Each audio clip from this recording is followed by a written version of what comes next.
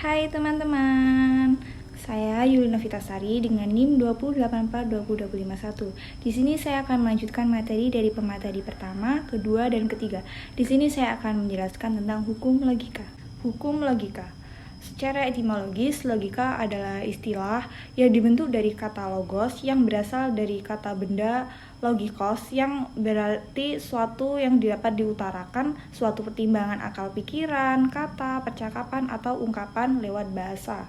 Hukum-hukum logika sendiri itu dapat digunakan untuk membuktikan berbagai keperluan, termasuk validitas suatu argumen. Hukum-hukum logika juga diambilkan dari ekspresi-ekspresi logika berdasarkan pernyataan-pernyataan sehingga tetap dapat dibuktikan kebenarannya melalui pernyataan berikut ini. Ada berbagai macam hukum ekuivalensi logika. Yang pertama ada hukum komutatif, hukum asosiatif, hukum distributif, hukum identitas, hukum ikatan, hukum negasi ganda, hukum idempoten, hukum De Morgan, hukum absorpsi, negasi T dan F. Seperti yang dijelaskan oleh pemateri kedua dan ketiga tadi tentang hukum komutatif dan hukum asosiatif. Jadi di sini dapat dilihat di tabel kebenaran dari beberapa hukum ekuivalensi logika. Dapat dilihat tabel kebenarannya di atas ini. Hukum-hukum logika itu sendiri dapat digunakan untuk membuktikan berbagai keperluan termasuk validitas argumen. Hukum-hukum logika juga diambilkan dari ekspresi-ekspresi logika berdasarkan pernyataan-pernyataan sehingga tetap dapat dibuktikan kebenarannya melalui pernyataan tersebut. Berikut contohnya. Pernyataan yang pertama yaitu jika Anda tidak belajar, maka Anda akan gagal. Pernyataan yang kedua, Anda harus belajar atau Anda akan gagal. Nah, jadi jika ingin membuat ekspresi logika, maka variabel proposisionalnya harus diganti dulu seperti ini. Misal A, Anda belajar, dan B, Anda gagal. Jadi, ekspresi logikanya akan menjadi ekspresi yang pertama yaitu A implikasi B dan ekspresi yang kedua yaitu negasi A disjungsi B. Dan sekarang kita buktikan bahwa A implikasi B itu ekuivalen dengan negasi A disjungsi B. Kita buktikan dengan menggunakan tabel kebenaran berikut ini. Yang pertama, di A, pernyataan A, yaitu ada benar, benar, salah, salah. Dan jika pernyataan B itu berisi benar, salah, benar, salah.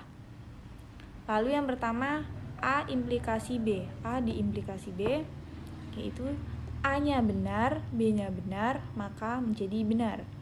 A-nya benar, B-nya salah, maka salah. A-nya salah, B-nya benar, maka benar. Dan selanjutnya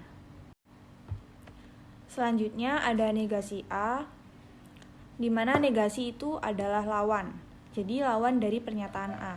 Jika A-nya benar, maka dinegasi A menjadi salah. Jika A-nya salah, maka dinegasikan menjadi benar. Jadi seperti itu. Selanjutnya ada negasi A disjungsi B. Kita lihat di negasi A-nya itu ada salah, salah, benar, benar, dan di B-nya ada benar, salah, salah. Jika A-nya salah, negasi A-nya salah dan di B benar, maka menjadi benar. Jika negasi A-nya salah, B-nya salah, maka menjadi salah. Jika keduanya benar, maka menjadi benar. Jika negasi A-nya benar, B-nya salah, menjadi benar. Jadi teman-teman, ternyata A implikasi B itu ekuivalen dengan negasi A disjungsi B. Kenapa? Karena keduanya itu memiliki nilai kebenaran yang sama, yang sudah dibuktikan di tabel kebenaran tadi, dan bahwa perangkai implikasi dapat diganti dengan perangkai negasi dan disjungsi.